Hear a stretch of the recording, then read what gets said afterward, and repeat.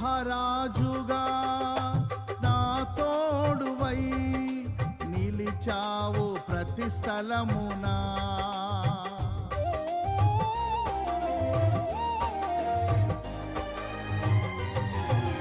నా భారము నీవు మోయగా సులువాయే నా పయనము.